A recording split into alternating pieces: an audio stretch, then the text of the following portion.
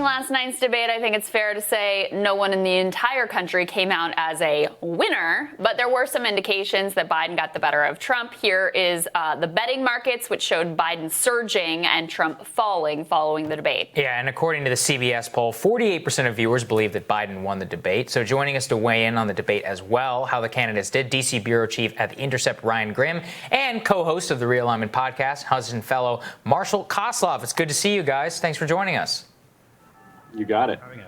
Yeah, absolutely. Okay, so let's take a look, I think, Ryan, and we'll start with you.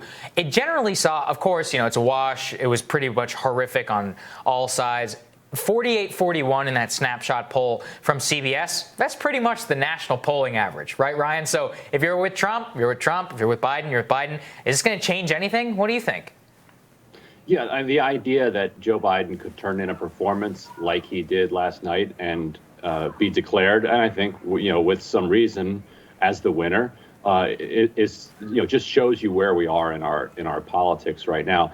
The question that you have to ask, I think, is like whose mind did this change? Because, like you said, Biden's people, those 49% said that Biden won. Trump's people are about 41% at this point. They said he won. And so if you're trying to move somebody from one camp to another, you probably didn't do it.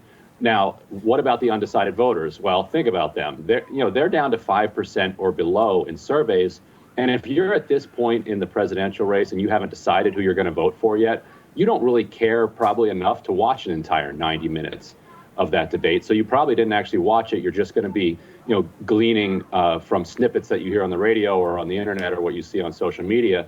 And that part's not going well for Trump because it's going to focus on his, what do you say, stand back, stand by, Proud Boys. That's going to be one of the big takeaways. And so that's not going to put you in his camp. Mm-hmm. Yeah, I mean, Marshall, what do you think of that? I was actually looking at the Frank Luntz undecided voter focus group, and he said for the first time since he's ever been conducting these, they actually had undecided voters who, after watching that, decided not to vote. They're just like, I'm out, which, not a great sign for any of us. That isn't a great sign for anyone, but once again, to sort of Ryan's point, if you're undecided at this point, I'm not quite sure what I have to say to you, because it's pretty clear, I think, from both ends what this sort of works to. But the broader thing that was really interesting to me, and people have talked about this, is that I think you saw Trump's strategy with focusing on the idea that Joe Biden is senile or just isn't sort of capable of sort of conducting himself really sort of backfire, because they set the expectations so low that Biden just sort of going up there and being a bit overwhelmed by Trump's sort of style. That wasn't him being senile. It wasn't him being unable to articulate himself. So he crossed that bar, and that's where I think the win is going to come from.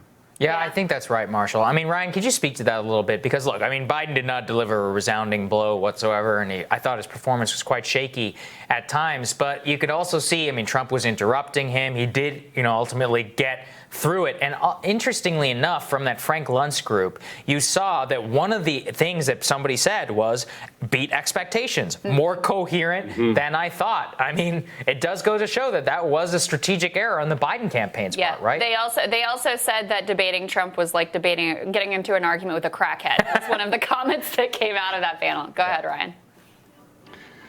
Yeah, that's right. I mean, they clearly started to recognize in the weeks leading into the debate that they had made a huge blunder in setting the expectations as low as they did. And so they started trying to ramp them up, saying that he was going to be, kind of some medical superhero who was going to be so jacked up on drugs that he was going to be this kind of invincible predator on the stage.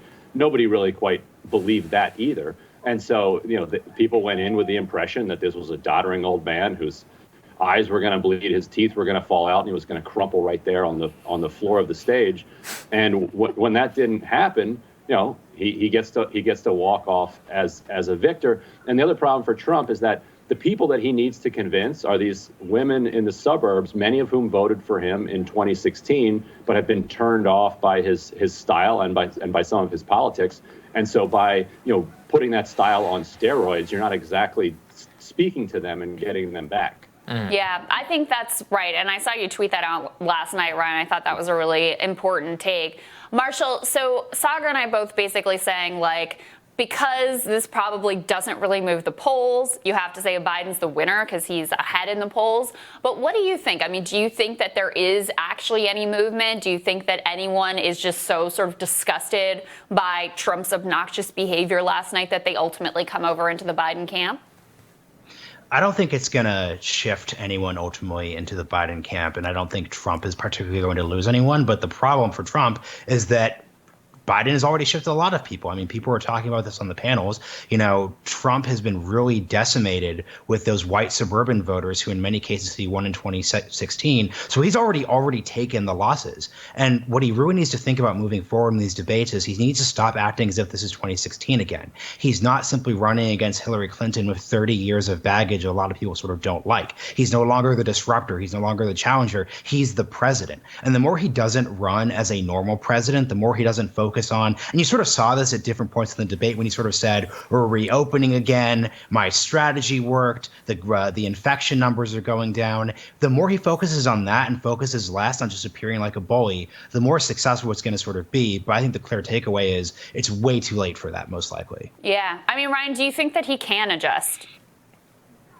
Well, I think the other clear takeaway is that he's going to go for the muddying of the results. You know, encouraging all of his people to go to the polls, casting doubt on the legitimacy of the election, and then slowing the vote count down, particularly in Pennsylvania. He zeroed in on Pennsylvania multiple times last night. That's going to be kind of their Florida this time, where they can try to declare victory on election night and say that, look at corrupt Philadelphia, you know, trying to like fish all of these ballots out of the river just so they can beat me. Let's take this to the courts and declare me the victor. So, you know, I think of all of the different strategies, that's probably the one that he sees as having the best chance of actually succeeding, because, to your point, he doesn't really know how to adjust. He's in his 70s now. He is who he is.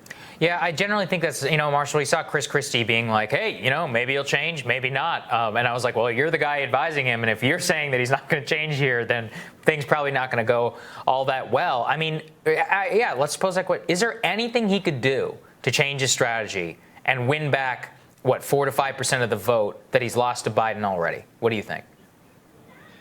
The problem here, and everyone's sort of debating this, is that he would have to so fundamentally reorient himself away from the things that sort of made him successful in the past. So it's sort of that phenomenon where the things that helped you win the presidency the first time are going to help you win the second time. And what's crazy here is that there are instances of when he can get it together. So, for example, when RBG died, everyone was like, oh my gosh, what's Trump going to say? And actually, he had a very gracious, very generous statement that was shockingly presidential, but he just doesn't seem to be able to sustain that for the long term. If he'd been able to sustain that sort of energy for the last 6, 7, 8 months of the crisis with coronavirus, I think this would be an entirely different race. Yeah, I think he'd be cruising to re-election if he was capable of that. All right, guys, stick with us. Up next, after last night's debate display, should we even have any more? Team Rising discusses when Rising returns.